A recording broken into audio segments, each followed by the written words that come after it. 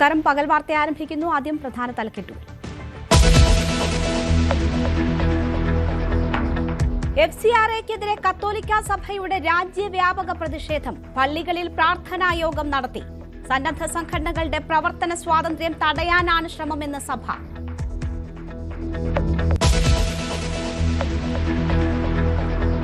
ആറ്റുകാലിലെ 27-കാരിയുടെ ആത്മഹത്യയിൽ ഭർത്താവ് അറസ്റ്റിൽ. ആത്മഹത്യാ പ്രേരണയും ഗാർഹിക പീഡന നിരോധന നിയമവും ചുമത്തി. മരണപ്പെട്ട ആരതിയുടെ ശരീരത്തിൽ 13 മുറിപ്പാടുകൾ. ഡയറിയും ആത്മഹത്യാക്കുറിപ്പും ചാറ്റുകളും പോലീസ് കണ്ടെടുത്തു.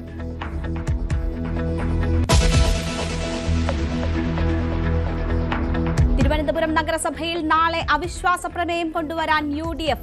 ഒപ്പിടാൻ LDF. സ്വതന്ത്രന്മാരുടെ നിലപാട് നിർണായകം. ആത്മവിശ്വാസത്തിൽ BJP.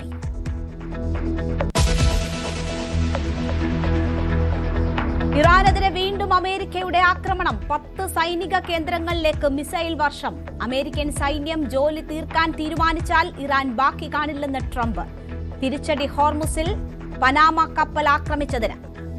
ഇറാന്റെ തിരിച്ചടി ഗൾഫിൽ ബഹ്റൈനും കുവൈറ്റും ആക്രമിച്ചു.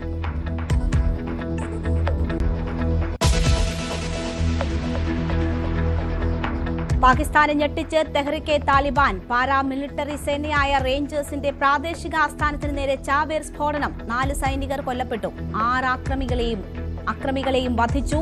പ്രദേശത്ത് വൻതോതിൽ വെടിവയ്പ്.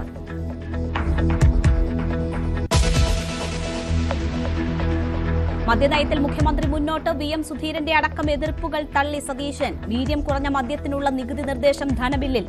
എതിർപ്പ് പ്രകടിപ്പിച്ച് തിരുവഞ്ചൂർ രാധാകൃഷ്ണൻ.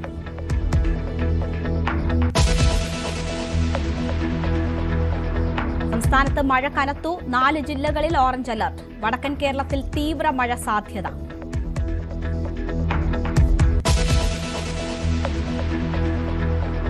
കർണാടക MLC തെരഞ്ഞെടുപ്പിൽ BJPയെ ചതിച്ചത് 4 MLAമാർ.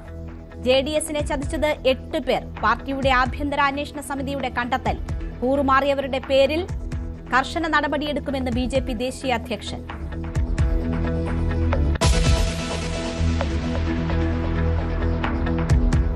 പ്രധാനമന്ത്രി സീഷെൽസിൽ. ദേശീയ ദിനത്തിന്റെ സുവർണ ജൂബിലി ആഘോഷങ്ങളിൽ മുഖ്യാതിഥിയാകും. സെഷെൽസ് ദേശീയ അസംബ്ലിയിലും സംസാരിക്കും.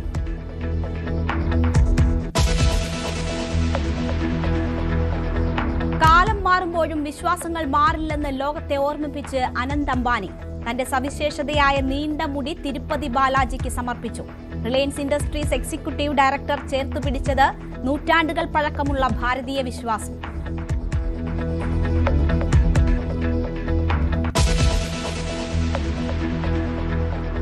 വാർത്തയിലേക്ക് വിശദമായി.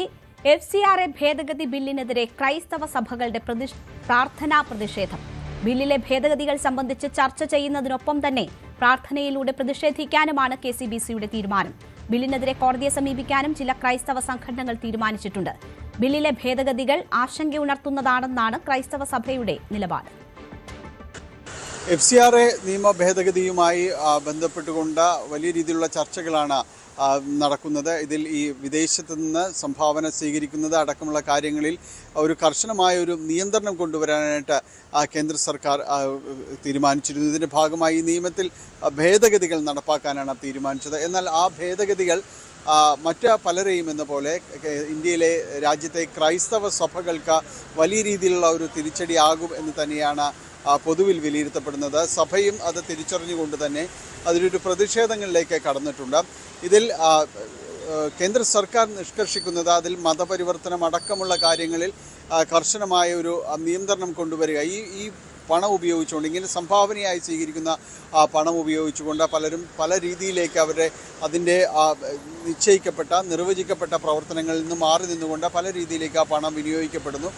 അതിൽ മതപരിവർത്തനം അടക്കമുള്ള കാര്യങ്ങൾ ഉൾപ്പെടുന്നു എന്നതാണ് ഇതിൽ കണ്ടുവരുന്നത്. അതുകൊണ്ട് ഇതിലൊരു ഭേദഗതി കൊണ്ടുവരാനാണ് നിശ്ചയിച്ചിട്ടുള്ളത്. എന്നാൽ ക്രൈസ്തവ സഭ അതിൽ വ്യക്തമാക്കുന്ന ഒരു കാര്യം, രാജ്യത്ത് നിലനിൽക്കുന്ന നിയമങ്ങളെ ബഹുമാനിക്കുന്നു, അതിൽ കൊണ്ടുവരാൻ ഉദ്ദേശിക്കുന്ന കാര്യങ്ങളോട് പരിപൂർണമായി വിധേയപ്പെട്ടുകൊണ്ട് തന്നെ മുന്നോട്ട് പോവുകയും എല്ലാം തന്നെ ചെയ്യുന്നു. പക്ഷേ അപ്പോഴും ക്രൈസ്തവ സഭകൾ വലിയ രീതിയിലുള്ള സേവനങ്ങളും മറ്റും കാര്യങ്ങളും ചെയ്തിരിക്കുന്നത് ഈ രീതിയിലുള്ള ഫണ്ടും മറ്റും ഉപയോഗിച്ചുകൊണ്ട് തന്നെയാണ്. വിദ്യാഭ്യാസ രംഗത്തായാലും ആരോഗ്യപരമായ രംഗത്തായാലും വലിയ രീതിയിലുള്ള മാറ്റങ്ങൾ കൊണ്ടുവരാനായിട്ട് സഭയ്ക്ക് സാധിച്ചിട്ടുണ്ട്. ഇതുപോലെ തന്നെയാണ് ഈ അധസ്ഥിത മേഖലകളിൽ പ്രവർത്തിക്കുന്ന സഭയോട് വിധേയത്വം പുലർത്തുന്ന പല സംഘടനകളും പ്രവർത്തിക്കുന്നുണ്ട്. അപ്പോൾ ഇവരെല്ലാം തന്നെ ഇത് ബാധിക്കുകയും ചെയ്യുന്നു. രാജ്യത്തെ നിയമങ്ങൾ അനുസരിക്കുക എന്നത് പ്രതിജ്ഞാബദ്ധമാണ്. പക്ഷേ അതോടൊപ്പം തന്നെയാണ് ഈ രാജ്യം ഉറപ്പു നൽകുന്ന ഭരണഘടന ഉറപ്പു നൽകുന്ന മൗലിക അവകാശങ്ങളുണ്ട്. അതിൻ്റെ ഒരു നിഷേധങ്ങളുടെ നിർവചനത്തിലേക്ക് ഈ നിയമ ഭേദഗതി വരും എന്ന് തന്നെ ചൂണ്ടിക്കാണിക്കുന്നു സഭയുടെ ഭാഗത്തുനിന്ന്. അതുകൊണ്ട് അത്തരം കാര്യങ്ങളിൽ കുറച്ചുകൂടി ക്രിയാത്മകമായ ചർച്ചകൾ വേണമെന്നാണ് സഭ പറയുന്നത്. അതുകൊണ്ട് ഒരു ഭാഗത്ത് ചർച്ച തുടരുക, മറുഭാഗത്ത് ഇത് ഒരു പ്രതിഷേധ സൂചകമെന്ന നിലയിൽ ഒരു പ്രാർത്ഥനാ ദിനമായിട്ട് ആചരിക്കാനും ഇന്ന് തീരുമാനിച്ചിരുന്നു. ഇതിൻ്റെ ഭാഗമായിട്ട് വിവിധ ദേവാലയങ്ങളിൽ ഇതുമായി ബന്ധപ്പെട്ടുകൊണ്ട് പ്രാർത്ഥനാ സന്ദേശങ്ങൾ ഉണ്ടായിരുന്നു. ഏതായാലും ഈ വിഷയത്തിൽ കൂടുതൽ ആലോചനകൾ വേണം, കൂടുതൽ ഇതുമായി ബന്ധപ്പെട്ടുകൊണ്ട് പഠനങ്ങൾ വേണമെന്ന രീതിയിലാണ് ക്രൈസ്തവ സഭ, രാജ്യത്തെ ക്രൈസ്തവ സഭ നിൽക്കുന്നത്. KCBCയുടെയും CBCIയുടെയും എല്ലാം നിലപാടും ഈ രീതിയിൽ തന്നെയുള്ളതാണ്. വരും ദിവസങ്ങളിൽ ഒരുപക്ഷെ കൂടുതൽ ചർച്ചകളിലേക്ക് ഇതുമായി ബന്ധപ്പെട്ടുകൊണ്ട് കടക്കുമെന്നൊരു വിശ്വാസം സഭയുടെ ഭാഗത്തു നിന്നുണ്ട്. എന്തായാലും പ്രാർത്ഥനാ പരിപാടികൾ പോലെ അല്ലെങ്കിൽ പ്രാർത്ഥനാ പ്രതിഷേധം പോലെയുള്ള കാര്യങ്ങൾ ഒരു ഭാഗത്ത് തുടങ്ങി വയ്ക്കുന്നതോടൊപ്പം തന്നെയാണ് ചർച്ചകളിലൂടെ ഇതിന് പരിഹാരം കാണാനും കണ്ടെത്താനുമെല്ലാം കഴിയുമെന്ന പ്രത്യാശയും സഭയുടെ ഭാഗത്തു നിന്ന് പങ്കുവയ്ക്കുന്നത്. എന്തായാലും നാളുകളിൽ കൂടുതൽ ചർച്ചകളിലേക്ക് FCRA ഭേദഗതി കടന്നു വന്നേക്കാം. ഡാനി പോളിന്റെ റിപ്പോർട്ടാണ് കണ്ടത്. ED ഉദ്യോഗസ്ഥരെ CPM പ്രവർത്തകർ ആക്രമിച്ച കേസിൽ പ്രതിഭാഗത്തിന് അനുകൂലമായി പ്രോസിക്യൂട്ടർ വാദിച്ചെന്ന വിവാദത്തിൽ മ്യൂസിയം SHO R പ്രശാന്ത് കൊച്ചിയിലെത്തി. പ്രോസിക്യൂഷൻ ഡയറക്ടർ ജനറൽ അസഫ് അലിയുടെ നിർദ്ദേശപ്രകാരമാണ് പ്രശാന്ത് അടിയന്തരമായി കൊച്ചിയിലെത്തിയത്. കേസ് ഡയറി ഉൾപ്പെടെയുള്ള പ്രധാന രേഖകൾ പ്രോസിക്യൂഷൻ DG നേരിട്ട് പരിശോധിച്ച് തുടർ നടപടികൾ തീരുമാനിക്കും. കേസിലെ പ്രതിയായ ഹരീഷ് കുമാറിന് ലഭിച്ച ജാമ്യം റദ്ദാക്കാൻ നാളെ പ്രോസിക്യൂഷൻ ഹൈക്കോടതിയെ സമീപിക്കും. ജാമ്യം റദ്ദാക്കണമെന്നാവശ്യപ്പെട്ട് ഹൈക്കോടതിയിൽ അപ്പീൽ നൽകാനാണ് തീരുമാനം. കോടതിയിൽ പ്രതിഭാഗത്തിന് അനുകൂലമായി നിലപാടെടുത്തെന്ന ആരോപണത്തെ തുടർന്ന് അസിസ്റ്റന്റ് പബ്ലിക് പ്രോസിക്യൂട്ടർ കീന കുമാരിയെ കേസിൽ നിന്ന് മാറ്റുന്നതിനുള്ള നടപടികളും തുടങ്ങി. തിരുവനന്തപുരം നഗരസഭയിലെ നിർണായക കൌൺസിൽ യോഗം നാളെ. സുഗതൻ വിവാദത്തിൽ തുടങ്ങി നഗരസഭയുടെ ഭരണം അട്ടിമറിക്കാനുള്ള രാഷ്ട്രീയ നീക്കത്തിലേക്ക് വരെ മുന്നണികൾ കടന്നതിന് പിന്നാലെയാണ് നാളെ കൌൺസിൽ യോഗം ചേരുന്നത്. UDF കൊണ്ടുവരുന്ന അവിശ്വാസ പ്രമേയത്തിന് പുറത്തുനിന്ന് പിന്തുണ നൽകാൻ LDFൽ തത്വത്തിൽ ധാരണയായതായാണ് സൂചന. സുഗതൻ വിവാദത്തെ രാഷ്ട്രീയ ആയുധമായി ഉപയോഗിച്ചുകൊണ്ട് BJPയെ നഗരസഭയുടെ ഭരണത്തിൽ നിന്ന് ഇറക്കുകയെന്ന കൃത്യമായ രാഷ്ട്രീയ ലക്ഷ്യം വെച്ചുകൊണ്ട് തന്നെയാണ് LDFും UDFും തത്വത്തിലെങ്കിലും കൈകോർക്കുന്ന ഒരു സാഹചര്യം, അസാധാരണമായ ഒരു രാഷ്ട്രീയ സാഹചര്യം തിരുവനന്തപുരം നഗരസഭയിൽ ഉണ്ടാകുന്നത് എന്നതാണ് ശ്രദ്ധേയം. നാളെ UDF അവതരിപ്പിക്കാൻ പോകുന്ന അവിശ്വാസ പ്രമേയത്തെ പുറത്തുനിന്ന് പിന്തുണയ്ക്കാനുള്ള ഒരു തീരുമാനത്തിലേക്ക് LDF നേതൃത്വം എത്തുമെന്ന് തന്നെയാണ് UDF കൌൺസിലർമാരുടെ പ്രതീക്ഷ. അതുമായി ബന്ധപ്പെട്ട കോൺഗ്രസിന്റെ മുതിർന്ന നേതാക്കളുമായി ഉൾപ്പെടെ ചർച്ച നടത്തിയതിനു ശേഷമാണ് ഈ ഒരു വിഷയത്തിൽ BJP അധികാരത്തിൽ നിന്ന് താഴെയിറക്കുക ലക്ഷ്യത്തോടെ LDFന്റെ പിന്തുണ സ്വീകരിക്കുന്നതിൽ തെറ്റില്ല എന്നൊരു നിലപാടിലേക്ക് UDF എത്തിയിരിക്കുന്നത് എന്നാണ് വിവരം. അതുമായി ബന്ധപ്പെട്ട CPMന്റെ സംസ്ഥാന സമിതിയുടെ അനുമതിക്ക് വേണ്ടി കാത്തിരിക്കുകയായിരുന്നു LDF നേതൃത്വം. ബഹുഭൂരിപക്ഷവും ആ തീരുമാനത്തെ പുറത്തുനിന്ന് പിന്തുണയ്ക്കാനുള്ള UDFന്റെ അവിശ്വാസ പ്രമേയത്തെ പിന്തുണയ്ക്കാനുള്ള തീരുമാനത്തോട് യോജിക്കുന്ന നിലപാടാണ് സ്വീകരിച്ചിരിക്കുന്നത് എന്ന സൂചനകളാണ് ലഭിക്കുന്നത്. അങ്ങനെയെങ്കിൽ 34 പേർ ഒപ്പിട്ട അവിശ്വാസ പ്രമേയ നോട്ടീസ് വേണം നാളെ നൽകാൻ.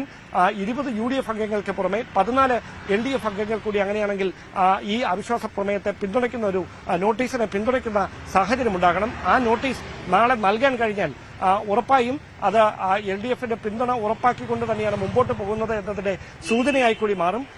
നോട്ടീസ് നാളെ നൽകുമെങ്കിലും എപ്പോൾ ഇത് പരിഗണനയ്ക്കെടുക്കണമെന്ന കാര്യം മേയറിൽ നിക്ഷിപ്തമായിട്ടുള്ള കാര്യമാണ്. അതുകൊണ്ട് തന്നെ അതുമായി ബന്ധപ്പെട്ട മേയറായിരിക്കും തീരുമാനമെടുക്കുക. അതിനിടയിൽ സുഗതനെ കാപ്പ ഉപദേശക സമിതിയുടെ ഭാഗത്ത് നിന്ന് പുനഃസത്യപ്രതിജ്ഞയുമായി ബന്ധപ്പെട്ട അനുകൂല തീരുമാനം ഉണ്ടാകുന്നില്ല എങ്കിൽ ഹൈക്കോടതിയെ അടിയന്തരമായി സമീപിക്കാനുള്ള നീക്കം BJP നേതൃത്വം ആരംഭിച്ചിട്ടുണ്ട്. കാരണം 4 ആഴ്ചയ്ക്കകം പുനഃസത്യപ്രതിജ്ഞ ചെയ്യണമെന്നാണ് ഹൈക്കോടതിയുടെ നിർദ്ദേശം. അതല്ല എങ്കിൽ ഈ സത്യപ്രതിജ്ഞ പൂർണ്ണമായി അയോഗ്യനാകുന്ന തരത്തിലേക്ക് സുഗതൻ മാറും. ബാക്കി 19 പേരും കഴിഞ്ഞ ദിവസം പുനഃസത്യപ്രതിജ്ഞ ചെയ്തിരുന്നു. സുഗതൻ മാത്രം വിയൂർ ജയിലിൽ കഴിയുന്ന ഒരു സാഹചര്യത്തിലാണ് അന്ന് സത്യപ്രതിജ്ഞ ചെയ്യാൻ കഴിയാതിരിക്കുന്ന ഒരു പശ്ചാത്തലമുണ്ടായത്. നിലവിലെ രാഷ്ട്രീയ സാഹചര്യത്തിൽ സുഗതന് സത്യപ്രതിജ്ഞ ചെയ്യാൻ കഴിയാത്തൊരു സാഹചര്യം ഉണ്ടായാൽ അത് രാഷ്ട്രീയമായി BJPക്കുണ്ടാക്കുന്ന വെല്ലുവിളി വളരെ വലുതായിരിക്കും. അതിനിടയിലാണ് സ്വതന്ത്ര അംഗങ്ങളുടെ പിന്തുണ ഉറപ്പാക്കാനുള്ളത്. 2 സ്വതന്ത്ര അംഗങ്ങളാണുള്ളത്. ആ സ്വതന്ത്ര അംഗങ്ങളുടെ പിന്തുണ ഉറപ്പാക്കാനുള്ള നീക്കം BJP ഒരു വശത്ത് തുടരുന്നതിനിടയിൽ അവരെ ഏത് വിധേനയും ഒപ്പം ചേർത്ത് നിർത്താനുള്ള രാഷ്ട്രീയ നീക്കങ്ങളുമായി LDF-ഉം UDF-ഉം അണിയറ നീക്കങ്ങൾ സജീവമാക്കിയിരിക്കുന്നത്. ഡാൻ കുര്യന്റെ റിപ്പോർട്ടാണ് കണ്ടത്. BJPക്കെതിരായ അവിശ്വാസ പ്രമേയം ഒരിക്കലും പാസ്സാകാൻ പോകുന്നില്ലെന്ന് Thiruvananthapuram corporation mayor VV Rajesh പറഞ്ഞു. നാളെ ഉച്ചയ്ക്ക് 2:30-ക്കാണ് കൌൺസിൽ യോഗം ചേരുന്നത്. CPM-നെ സഹായിക്കാൻ കോൺഗ്രസ് ശ്രമിച്ചാൽ ജനങ്ങളോട് മറുപടി പറയേണ്ടി വരും. ചർച്ചയ്ക്ക് ഭരണസമിതി തയ്യാറാണെന്നും VV രാജേഷ് പറഞ്ഞു. അപ്പോൾ ഞാൻ ഒരു കാര്യം കൂടെ പറയണം. ഈ അവിശ്വാസം കൊണ്ടുവന്നു കഴിഞ്ഞാൽ അവിശ്വാസം പാസ്സാൻ പോകുന്നില്ല, അവിശ്വാസം പാസ്സാവുകയും പോകുന്നില്ല, കേരളം മുഴുവൻ നാണം കെടാൻ പോകുന്നു. ബഹുമാനപ്പെട്ട ശ്രീ പിണറായി വിജയൻ പ്രതിപക്ഷ നേതൃസ്ഥാനത്ത് നിന്ന് മാറിയിട്ട് അവിടെ BB ഗോകുമാറിനെ ഇരുത്തണം. സ്വാഭാവികമല്ലേ? ഇവരൊന്നായി കഴിഞ്ഞാൽ അദ്ദേഹം പ്രതിപക്ഷ സ്ഥാനത്ത് മാറിയിട്ട് അവിടെ BB ഗോകുമാർ MLA, ചാത്തന്നൂർ MLA, ഞങ്ങളുടെ പാർലമെന്ററി പാർട്ടി നേതാവായിരിക്കും അവിടുത്തെ പ്രതിപക്ഷ നേതാവായി വരാൻ പോകുന്നത്. ഞാൻ ഒരു കാര്യം പറയാം. CPM-നെ സഹായിക്കുവാനാണ് ഇനിയെങ്കിലും കോൺഗ്രസ് മുന്നോട്ട് പോകുന്നത് എന്നുണ്ടെങ്കിൽ ജനങ്ങൾ അതിന് മറുപടി പറയും. ഞങ്ങൾ ഏത് തരത്തിലുള്ള ജനങ്ങൾക്ക് വേണ്ടി ജനങ്ങളുടെ ഇടയിൽ പ്രവർത്തിക്കുകയാണ്. ഞങ്ങൾ ശക്തമായിട്ട് മുന്നോട്ട് പോകും. ഈ ഭരണസമിതി അധികാരത്തിലേറിയിട്ട് ഇപ്പോൾ ഈ പത്രസമ്മേളനം നടത്തുന്ന സമയത്ത് തന്നെ ജനപിന്തുണ ഓരോ ദിവസവും കൂടിയിട്ടേ ഉള്ളൂ. ഞങ്ങൾ മനുഷ്യരാണ്. ഞങ്ങളുടെ ഭാഗത്ത് ഏതെങ്കിലും തരത്തിലുള്ള തിരുത്തലുകൾ വേണമെന്നുണ്ടെങ്കിൽ ഞങ്ങൾ തിരുത്താൻ തയ്യാറാണ്. മദ്യനയത്തിൽ എതിർപ്പുമായി സ്പീക്കർ തിരുവഞ്ചൂർ രാധാകൃഷ്ണൻ മദ്യത്തിന് നികുതി കുറയ്ക്കാനുള്ള നീക്കത്തെ അന്നും ഇന്നും എതിർക്കുന്നു. എല്ലാ കാലത്തും ഒരേ നിലപാടാണ്. ജനങ്ങളുടെ പൊതുവികാരം മനസ്സിലാക്കിയിട്ടാണ് പെരുമാറുന്നത്. അതിൽ ഒരു വ്യത്യാസവുമില്ല എന്ന് തിരുവഞ്ചൂർ രാധാകൃഷ്ണൻ പറഞ്ഞു. തിരുവനന്തപുരം ആറ്റുകാലിൽ 27-കാരിയായ ആരതി വാടക വീട്ടിൽ തൂങ്ങി മരിച്ച സംഭവത്തിൽ ഭർത്താവ് അതുൽ ശ്രീകുമാറിനെ ഫോർട്ട് പോലീസ് അറസ്റ്റ് ചെയ്തു. ഇയാൾക്കെതിരെ ആത്മഹത്യാ പ്രേരണ, ഗാർഹിക പീഡന നിരോധന നിയമം എന്നീ ഗുരുതര വകുപ്പുകൾ ചുമത്തിയാണ് കേസ് രജിസ്റ്റർ ചെയ്തത്. ആരതിയുടെ ശരീരത്തിൽ ക്രൂരമായ മർദ്ദനമേറ്റതിന്റെ 13 മുറിപ്പാടുകൾ ഇൻക്വസ്റ്റ് നടപടികളിൽ പോലീസ് കണ്ടെത്തി. തിരുവനന്തപുരം ആറ്റുകാലിൽ 27-കാരിയായ ആരതിയുടെ ആത്മഹത്യയുമായി ബന്ധപ്പെട്ടാണ് ഭർത്താവ് അതുൽ ശ്രീകുമാറിനെ ഫോർട്ട് പോലീസ് വിശദമായ ചോദ്യം ചെയ്യലിന് ശേഷം അറസ്റ്റ് രേഖപ്പെടുത്തി റിമാൻഡ് ചെയ്തിരിക്കുന്നത്. ഗുരുതരമായ 2 വകുപ്പുകളാണ്. ആത്മഹത്യാ പ്രേരണ കുറ്റവും ഗാർഹിക പീഡന നിരോധന നിയമവും തുടങ്ങിയ ഗുരുതരമായ വകുപ്പുകളാണ് അതുലിനെതിരെ ഫോർട്ട് പോലീസ് കേസിൽ ചുമത്തിയിരിക്കുന്നത്.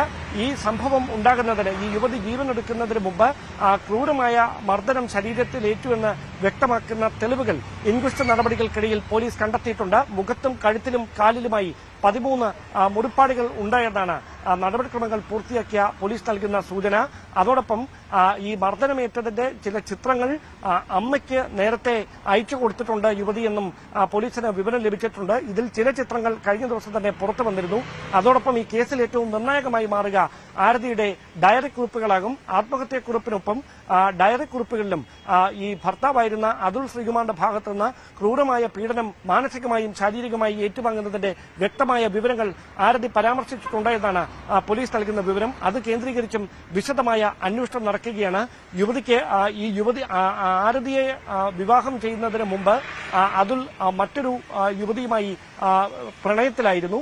ആ പ്രണയബന്ധത്തിൽ അത് വിവാഹത്തിൽ നിന്ന് അതുൽ പിന്മാറുന്ന സാഹചര്യം ഉണ്ടായതോടെ ഈ യുവതി ആത്മഹത്യ ചെയ്യുകയായിരുന്നുവെന്ന വിവരങ്ങൾ കൂടി പോലീസിന് ലഭിച്ചിട്ടുണ്ട്. ആ വിവരങ്ങൾ കേന്ദ്രീകരിച്ചും പോലീസ് വിശദമായ അന്വേഷണം ആരംഭിച്ചിട്ടുണ്ട് എന്നാണ് ഇപ്പോൾ പുറത്തുവരുന്ന സൂചനകൾ. ഡാൻ കുര്യന്റെ റിപ്പോർട്ടാണ് കണ്ടത്. കളഞ്ഞുകിട്ടിയ സ്വർണം കരിപ്പൂർ പോലീസ് സ്റ്റേഷനിൽ നിന്ന് കാണാതായ കേസിൽ CI M അബ്ബാസ് അലിക്ക് സസ്പെൻഷൻ. ലഹരിമാഫിയയുമായുള്ള ബന്ധത്തിന്റെ പേരിലാണ് സസ്പെൻഷൻ. പോലീസ് സ്റ്റേഷനിൽ നിന്ന് സ്വർണം കാണാനില്ലെന്ന വാർത്ത പുറത്തുവിട്ടതിന് പിന്നാലെയാണ് നടപടി. CI ആണ് സ്വർണം എടുത്തതെന്ന് കൊണ്ടോട്ടി PSP റിപ്പോർട്ട് നൽകിയിട്ടുണ്ട്. CV അനുമോദ് വിവരങ്ങളുമായി ചേരുന്നു. അനുമോദ്, എന്തൊക്കെയാണ് വിശദാംശങ്ങൾ? രേണുക, ഇന്നലെ രാത്രിയാണ് ഇതുമായി ബന്ധപ്പെട്ടുള്ള സർക്കാരിന്റെ ഉത്തരവ് പുറത്തു വന്നതെന്നാണ് നമുക്ക് മനസ്സിലാക്കാൻ കഴിയുന്നത്. ഈ അബ്ബാസ് എന്ന CI ഇദ്ദേഹം മുൻപ് തന്നെ കരിപ്പൂർ പോലീസ് സ്റ്റേഷനിൽ ചാർജായിരിക്കെ ലഹരി മാഫിയയുമായി ബന്ധപ്പെട്ട ഒരുപാട് വിവാദങ്ങളിൽ പെട്ടിരുന്നു. ലഹരി മാഫിയ സഹായിക്കുന്ന നടപടികളുണ്ട് എന്ന തരത്തിലുള്ള ആക്ഷേപങ്ങൾ ഉണ്ടായിരുന്നു. ഈ വിഷയത്തിലാണ് ഇപ്പോൾ അദ്ദേഹത്തെ സസ്പെൻഡ് ചെയ്തിരിക്കുന്നത് എന്നാണ് അറിയാൻ കഴിയുന്നത്. അതിന്റെ ഏറ്റവും പ്രധാനപ്പെട്ട കാര്യം ഈ സ്വർണം കാണാതായതും ഇദ്ദേഹം CI ആയിരിക്കുന്ന സമയത്താണ്. അപ്പൊ ഇത് രണ്ടും ചേർത്ത് ആണ് ഇപ്പോൾ അന്വേഷണം നടക്കുന്നത്. പക്ഷേ സസ്പെൻഷൻ ഇപ്പോൾ ലഹരി മാഫിയയുമായി ബന്ധപ്പെട്ട കേസിലാണ്. ഈ സ്വർണം കാണാതായ വിഷയത്തിലും ASPയുടെ ഭാഗത്തുള്ള റിപ്പോർട്ട് ഇയാൾക്കെതിരായിട്ടാണ് SP മുൻപിലെത്തിയിരിക്കുന്നത്. ഏറെ വൈകാതെ അതിലും നടപടി ഉണ്ടാകുമെന്നാണ് അറിയാനാകുന്നത്. അതേസമയം വലിയ പ്രതിഷേധം ഈ സ്വർണം കാണാതായ വിഷയത്തിൽ ഉയരുന്നുണ്ട്. ഇന്ന് കരിപ്പൂരിൽ യൂത്ത് ലീഗിന്റെ മാർച്ച് ഉണ്ടായിരുന്നു. സ്പെഷ്യൽ ഇൻവെസ്റ്റിഗേഷൻ ടീം ഇക്കാര്യം അന്വേഷിക്കണമെന്ന ആവശ്യമാണ് അവർ ഉന്നയിക്കുന്നത്. അതിനൊപ്പം തന്നെയാണ് ഇപ്പോൾ ഈ അന്വേഷണ ഉദ്യോഗസ്ഥന്റെ റിപ്പോർട്ടിന്റെ അടിസ്ഥാനത്തിൽ ഇയാൾക്കെതിരെ സസ്പെൻഷൻ സ്വീകരിച്ചിരിക്കുന്നത്. ശരി, സിബി അനുമോദാണ് വിവരങ്ങൾ നൽകിയത്. അതേസമയം സംഭവത്തിൽ പ്രതിഷേധവുമായി യൂത്ത് ലീഗ് സ്റ്റേഷനിലേക്ക് പ്രകടനം നടത്തി. SIT രൂപീകരിച്ച് അന്വേഷണം നടത്തണമെന്നാവശ്യപ്പെട്ടായിരുന്നു മാർച്ച്. പ്രകടനം പോലീസ് തടഞ്ഞതോടെ സ്ഥലത്ത് ഉന്തും തള്ളുമുണ്ടായി.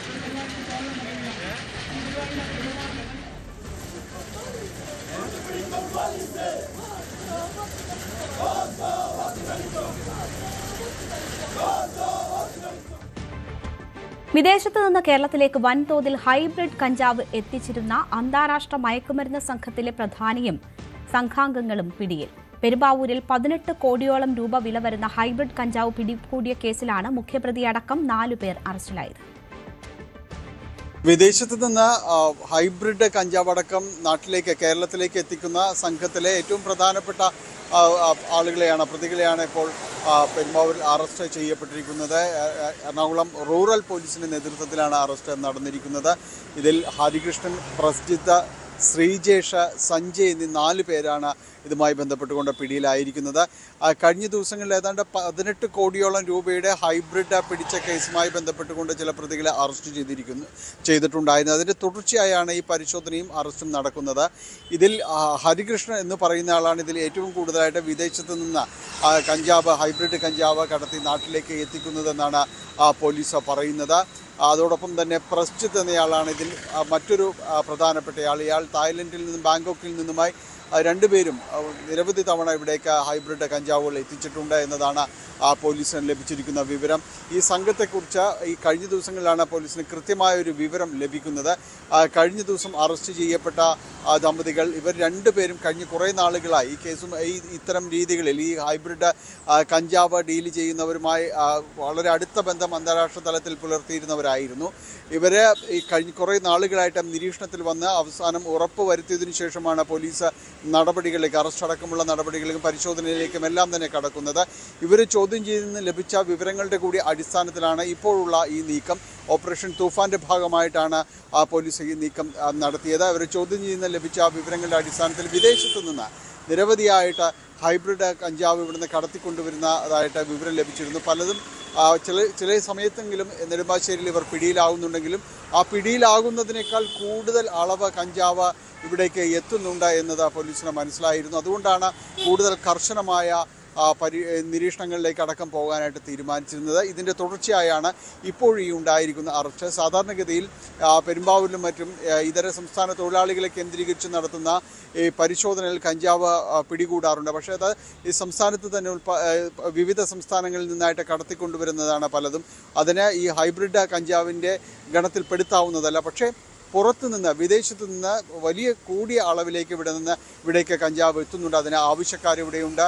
പല പാർട്ടികളുമായി ബന്ധപ്പെട്ടുകൊണ്ട് പല വലിയ രീതിയിൽ നടത്തുന്ന പാർട്ടികളിലും മറ്റും ഇത്തരം ഈ ലഹരി വസ്തുക്കൾ വളരെയധികം അളവിൽ വാങ്ങുന്നു എന്നതെല്ലാം തന്നെ പോലീസിന് വിവരം ലഭിച്ചിരുന്നു. ഇതിൻ്റെ കൂടി അടിസ്ഥാനത്തിലാണ് കർശനമായ പരിശോധനകളിലേക്ക് മുതിർന്നതും കഴിഞ്ഞ ദിവസങ്ങളിലുണ്ടായ അറസ്റ്റും ഇപ്പോൾ അതിൻ്റെ തുടർച്ചയായി ഉണ്ടായ അറസ്റ്റും അതിൻ്റെ ഭാഗമായിട്ടാണ്.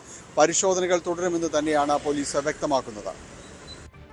ഓപ്പറേഷൻ തൂഫാന്റെ ഭാഗമായ പരിശോധനയ്ക്കിടെ 21-കാരന്റെ വീട്ടിൽ നിന്നും തോക്കും മാരകായുധങ്ങളും പിടിച്ചെടുത്തു. കൊണ്ടോട്ടി ഭാഗത്ത് വെച്ച് പോലീസ് പരിശോധന കണ്ട് ഓടിയ 21-കാരൻ അജിത്തിന്റെ വീട്ടിലായിരുന്നു പരിശോധന.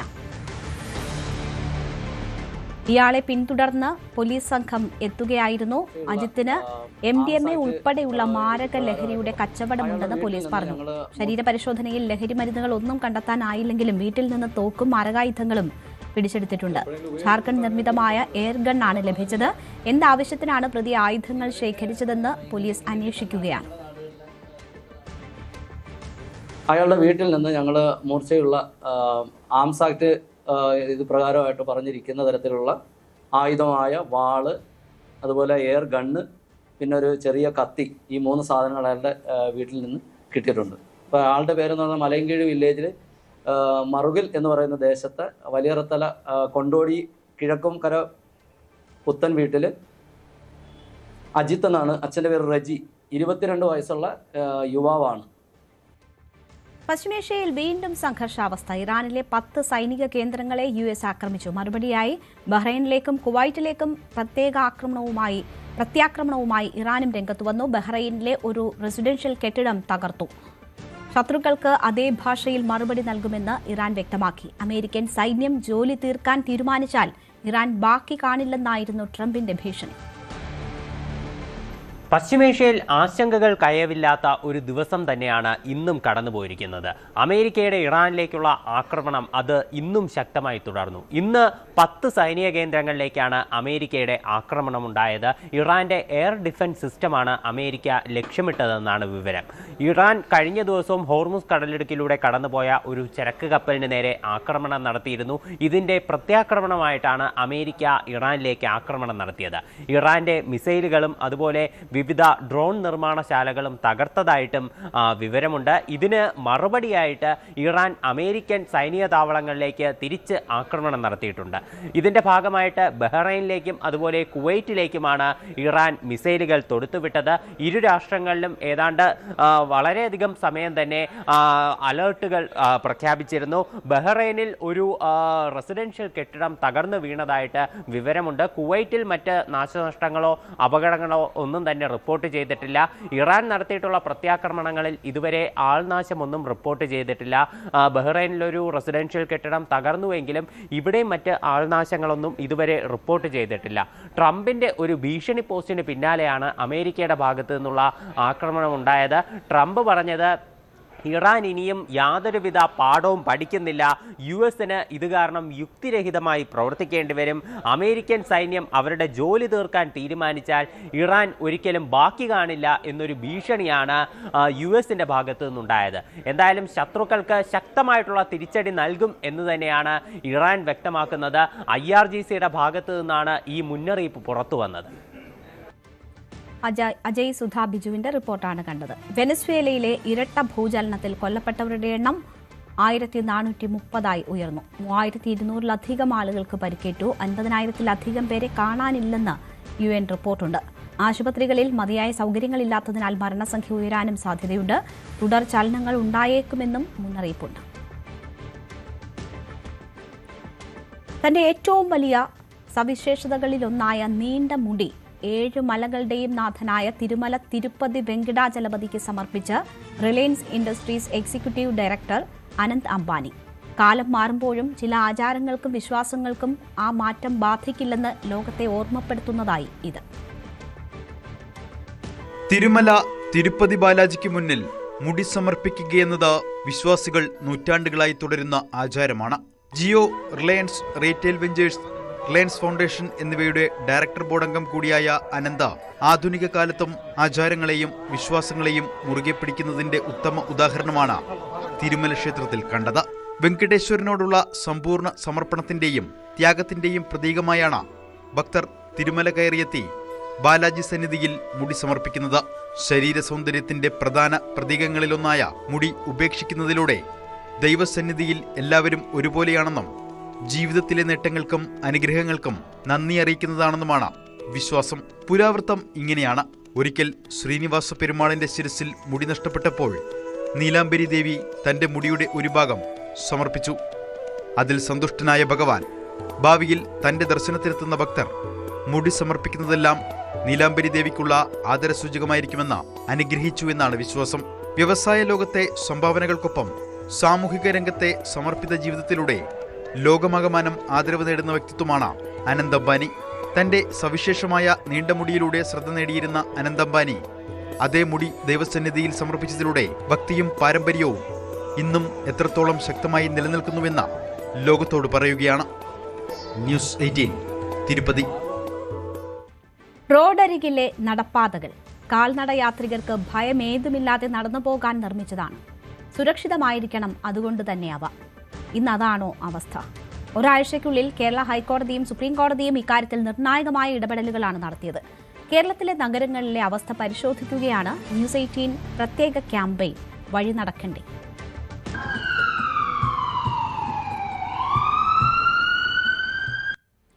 സുരക്ഷിതമായി നടപ്പാതയിലൂടെ നടക്കുക എന്നത് മൗലികാവകാശമാണെന്ന് സുപ്രീംകോടതി അടിവരയിട്ട് പറയുമ്പോഴും പ്ലാനിൽ പോലും നടപ്പാത എന്ന സങ്കല്പമില്ലാത്തൊരു പാലമുണ്ട് കൊച്ചിയിൽ. പേട്ട പാലം. കൊച്ചി കോർപ്പറേഷനെയും തൃപ്പൂണിത്തുറ നഗരസഭയെയും ബന്ധിപ്പിക്കുന്ന പാലമാണിത്. നിരവധി അപകടങ്ങളാണ് ഇവിടെ നടക്കുന്നത്. രാജ്യത്തെ എല്ലാ റോഡുകളിലും നടപ്പാത ഉറപ്പാക്കണമെന്ന് സുപ്രീംകോടതി കേന്ദ്രത്തോട് നിർദ്ദേശിച്ചിരിക്കുകയാണ്. കാൽനട യാത്രക്കാരുടെ സുരക്ഷ ഉറപ്പാക്കാൻ നടപ്പാത ഉറപ്പായും വേണം. അത് മൗലിക അവകാശമാണ് എന്ന് തന്നെയാണ് സുപ്രീംകോടതി ചൂണ്ടിക്കാട്ടുന്നത്. പക്ഷേ പലയിടങ്ങളിലും റോഡുകളിൽ നടപ്പാതകളില്ല. ഇപ്പോൾ നമ്മൾ നിൽക്കുന്ന ഈ റോഡ് ഇതെന്ന് പറയുന്നത് പേട്ട പാലമാണ്. ഇതൊരു നിരന്തരം വാഹനങ്ങൾ കടന്നു പോകുന്നത്. തൃപ്പൂണിത്തുറയും കൊച്ചി കോർപ്പറേഷനും തമ്മിൽ ബന്ധിപ്പിക്കുന്ന പാലമാണ്. എന്തുകൊണ്ടാണ് ഈ പാലം പണിതപ്പോൾ അതിലേക്ക് ഒരു പക്ഷേ പഴയ ഒരു കാലഘട്ടത്തിലേക്ക് കുറച്ചുകൂടി ബാക്കിലേക്ക് വരുമ്പോൾ ഒരുപാട് പഴയ ഒരു പാലമാണ്. നമുക്ക് വാഹനങ്ങൾ ഭയങ്കര കൺജസ്റ്റഡ് ആയിട്ടുമാണ് കടന്നു പോകുന്നത്. ആ ഒരു സമയത്ത് കാൽനട യാത്രക്കാരെ പരിഗണിക്കാതെ പോയത് എന്തുകൊണ്ടാണ് എന്നുള്ള ചോദ്യം ബാക്കിയാണ്. പക്ഷേ ഇതിലൂടെയും ഒരു യാത്രക്കാരന് നടന്നു വരാൻ സാധ്യമല്ല. അതല്ലെങ്കിൽ ഇത്ര അധികം കൺജസ്റ്റഡായ അല്ലെങ്കിൽ എപ്പോഴും ഇത്തരം തിങ്ങി നിറഞ്ഞു വാഹനങ്ങൾ വരുന്ന ഒരു ഇടം കൂടിയാണ്. അങ്ങനെ ഒരു സാഹചര്യത്തിൽ എങ്ങനെയാണ് ഇങ്ങനെ അതായത് സുപ്രീം കോടതിയുടെ ഉത്തരവ് നടപ്പിലാക്കാൻ കഴിയുക എന്നുള്ള ചോദ്യം ബാക്കിയാവുകയാണ്. പ്രത്യേകിച്ചും ഇതിൻ്റെ ഒരു വശത്തേക്ക് പോകുമ്പോൾ അത് റെയിൽവേക്ക് വേണ്ടിയിട്ടുള്ള ഇടവും മറ്റൊരു വശത്തേക്ക് മിൽമയ്ക്ക് വേണ്ടിയിട്ടുള്ള ഇടവുമാണ്. അത്തരത്തിൽ ഇതിൻ്റെ വീതി കൂട്ടി അത്തരത്തിൽ നടപ്പാതകൾ ഉണ്ടാക്കാൻ കഴിയില്ല എന്നുള്ളൊരു സാഹചര്യം കൂടി ബാക്കിയാവുന്നുണ്ട്. അത്തരം ചോദ്യങ്ങൾ ബാക്കിയാവുകയാണ്. എന്നിരുന്നാലും എറണാകുളത്തിലെ പലയിടങ്ങളിലും ഇത്തരത്തിൽ നടപ്പാതകൾ ഇല്ലാത്ത സാഹചര്യം നിലവിലുണ്ട്. സുപ്രീം കോടതി നിർദ്ദേശിച്ചിട്ടുണ്ട് കാൽനട യാത്രക്കാർക്കൂടെ സൗകര്യം പരിഗണിച്ച് വേണം റോഡുകൾ, അതായത് രാജ്യത്തെ എല്ലാ റോഡുകൾക്കും നടപ്പാത ഉറപ്പാക്കാൻ പറഞ്ഞിട്ടുണ്ട്. അതിനോട് എന്ത് പറയുന്നു? അത് വേണമെന്ന് നിർബന്ധമോ എന്നുവെച്ചാൽ നടപ്പാത വേണമെന്ന് മാത്രമല്ല, നടപ്പാതയിൽ ഒരു കൈവരികൊണ്ട് വേണം. ഈ പാലത്തിൽ നടപ്പാത ഇല്ലാതായിട്ട് ഒരുപാട് കാലമായാലും ഒരുപാട് വർഷം ഇവിടെ ഉണ്ടായിട്ടേ ഇല്ല. ഇവിടെ വെറുതെ പാലം നോക്കാം. പിന്നെ മറ്റേ ചോയ്സ് ഉള്ളതുകൊണ്ട് ചോയ്സുകാർക്ക് വേണ്ടിയുള്ള പാലമോ നടപ്പാത വേണമെന്നാ പറയണത്. വേണം എന്ന് പറഞ്ഞാൽ ഇത് വേണ്ടതാണ്. നടപ്പാത അത്യാവശ്യമാണ് ഇവിടെ, അതിന് സംശയമൊന്നുമില്ല. അതെ, വീതി കുറവാണ്. ഇതിന് എന്താ പ്രോബ്ലം എന്നറിയില്ല, എന്ത് ടെക്നിക്കൽ പ്രോബ്ലം ഉണ്ടോ എന്നറിയില്ല. പകുതിക്ക് വെച്ച് അങ്ങോട്ട് നടപ്പാത ഉണ്ടെന്ന് തോന്നുന്നു. എന്തോ ഒരു സ്റ്റെയർ കേസിൽ കൊടുത്തത്, പക്ഷേ ഇത് അടഞ്ഞു കിടക്കുക. മുൻപ് പാലം നിർമ്മിക്കുമ്പോൾ സ്വകാര്യ സ്ഥാപനങ്ങളെ, വ്യക്തിയുടെ സ്ഥാപനങ്ങളെ സഹായിക്കാൻ വേണ്ടിയിട്ടാണ് ഈ ഒരു പാലം നിർമ്മിച്ചത്. അതല്ലെങ്കിൽ അതിന് അത്തരം സഹായങ്ങൾ അവർക്ക് നൽകാൻ വേണ്ടിയിട്ടാണ് എന്നുള്ള ആരോപണങ്ങളുണ്ട്. ആ ഒരു സാഹചര്യത്തിലും ഇതിപ്പോൾ സുപ്രീം കോടതിയുടെ ഉത്തരവുണ്ട്. പെഡസ്ട്രിയൻ ഇടം വേണം, അത്തരത്തിൽ നടപ്പാതകൾ വേണം. നാട്ടുകാർക്ക്, അതായത് റോഡിൽ വാഹനങ്ങളെക്കാൾ കൂടുതൽ സുരക്ഷ ഉറപ്പാക്കേണ്ടതും പ്രാധാന്യം നൽകേണ്ടതും കാൽനട യാത്രക്കാർക്കാണ് എന്ന് സുപ്രീം കോടതിയുടെ ഉത്തരവുണ്ട്. ആ നിർദ്ദേശം പാലിക്കപ്പെടുമ്പോൾ, അല്ലെങ്കിൽ ആ നിർദ്ദേശം പാലിക്കാൻ ശക്തമായ നിർദ്ദേശം കേന്ദ്ര സർക്കാരിന് നൽകിയിരിക്കുന്ന സാഹചര്യത്തിലും ഇത്തരം വലിയ വൈതരണികളാണ് കേന്ദ്ര സർക്കാർ ആയാലും സംസ്ഥാന സർക്കാരായാലും നേരിടേണ്ടി വരിക. ഏത് വശത്തേക്ക് സ്ഥലമേറ്റെടുക്കൽ ഉൾപ്പെടെയുള്ള സാഹചര്യങ്ങളിൽ ഈ പാലത്തിൽ തന്നെ നടപ്പാത ഉണ്ടാക്കിയാൽ തന്നെ അതിൻ്റെ വീതി കുറഞ്ഞു പോവുകയും ഇപ്പോൾ തന്നെ നമുക്ക് കാണാം ഭയങ്കര കൺജസ്റ്റഡ് ആയിട്ടാണ് വാഹനങ്ങൾ കടന്നു പോകുന്നത്. ഭയങ്കര തിങ്ങി നിറഞ്ഞ്, അതായത് നമ്മൾ അവിടെ നിന്ന് നിൽക്കുമ്പോൾ പോലും നമുക്ക് നമ്മുടെ വാഹനങ്ങളിങ്ങനെ മുട്ടിയില്ല എന്നുള്ള തരത്തിലേക്കാണ് അത് പോകുന്നത്. അത്രയും കൺജസ്റ്റഡായ റോഡാണ് ഇവിടെ ഉള്ളത്. ഒരുപക്ഷേ ഈ നടപ്പാത ഇല്ലാത്ത എന്ന് പറയുന്ന പല ഇടങ്ങളും പല സ്ഥലങ്ങളും റോഡുകളും ഒക്കെ ഇത്തരത്തിൽ ഇടുങ്ങിയ വഴികളാണ്. അവിടെ വീണ്ടും നടപ്പാത കൂടി വരുമ്പോൾ അതിൻ്റെ വീതി ഈ പറയുന്നതിൽ കുറഞ്ഞു പോകുന്ന സാഹചര്യം ഉണ്ടാകും. വാഹനങ്ങൾക്ക് കടന്നു പോകാൻ പറ്റാത്ത തരത്തിൽ അതിൻ്റെ വീതി കുറഞ്ഞു പോകും. അപ്പോൾ വീണ്ടും സ്ഥലമേറ്റെടുക്കൽ നടപടികളിലേക്ക് കടക്കണം. അങ്ങനെ അതായത് നടപ്പാത ഉറപ്പാക്കണമെന്ന് സുപ്രീം കോടതി മുന്നോട്ട് നിർദ്ദേശിക്കുമ്പോഴും ഉത്തരവിടുമ്പോഴും അത് നിർദ്ദേശം പാലിക്കാൻ ഒരുപാട് തടസ്സങ്ങൾ സർക്കാരിൻ്റെ മുന്നിലുണ്ട് എന്നുള്ളതാണ് മനസ്സിലാക്കുന്നത്. വാട്ടർ അതോറിറ്റി പൈപ്പ് ഇടാനെന്ന പേരിൽ ശ്രീകാര്യത്ത് റോഡ് പൊളിച്ചിട്ട് 6 മാസമാകുന്നു. കുഴികളും ചാലും നിറഞ്ഞ റോഡിൽ അപകട പരമ്പരയുണ്ടായിട്ടും അധികൃതർ കണ്ണു തുറക്കുന്നില്ല. പണി എന്ന് തീരുമെന്നും ആർക്കും അറിയില്ല.